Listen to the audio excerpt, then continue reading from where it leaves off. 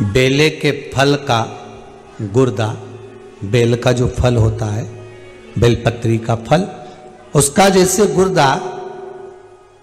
उसके अंदर का जो भाग होता है बेल का, वो गुर्दा।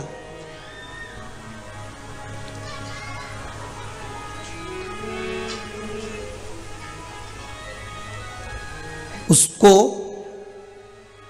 अग्नि में जलाकर उसकी भस्म तैयार कर कर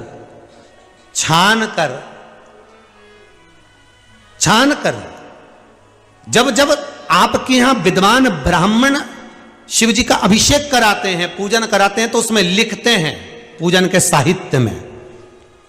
बेलपत्री, धतूरा, दुर्वा, ये उसमें नीचे लिखेंगे भस्म।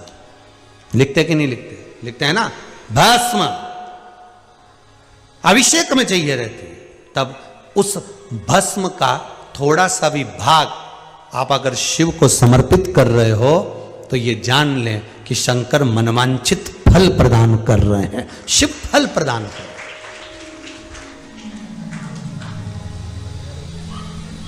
महाराज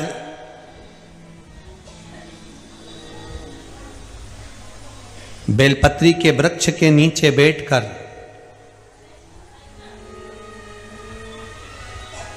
हाथ में एक बेलपत्र का पत्ता रखकर आप पंचाक्षर मंत्र नमः शिवाय, ओम नमः शिवाय या श्री शिवाय नमस्तुभ्यम या महामृत्युंजय मंत्र का स्मरण कर रहे हो, पर डंडी का भाग अपनी ओर, बेलपत्र की बीच वाली पत्ती का भाग बीच वाली उंगली की ओर रखकर अगर आप स्मरण कर रहे हैं और अपनी कामना कर कर बेलपत्री के वृक्ष के नीचे बैठकर उस पत्ते को सम्मुख रखकर बाबा से विनय कर कर एकांत में उस बेलपत्री के वृक्ष की छांव में, बेलपत्री के वृक्ष की छांव आप कामना कर कर उस पत्ते को शंकर भगवान के ऊपर समर्पित कर रहे हैं, तो ये जान कर रखें कि पार्वती और शिव का मिलन करवा रहे हैं और अपनी मनवांछित फल कामना पूर्ण करवा रहे हैं। क्योंकि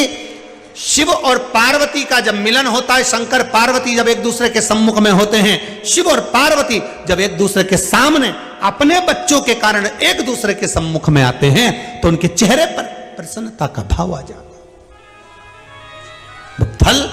मनवांचित फल की कामना आप जिस कामना के लिए कर रहे हो, विवाह के लिए, नौकरी के लिए, सर्विस के लिए, व्यापार के लिए, रोग मुक्ति के लिए, आप जिस कामना से कर रहे हो, बस उससे कहकर कभी सोमवार का दिन हो, क्योंकि शंकर जी को सोम प्रिय है,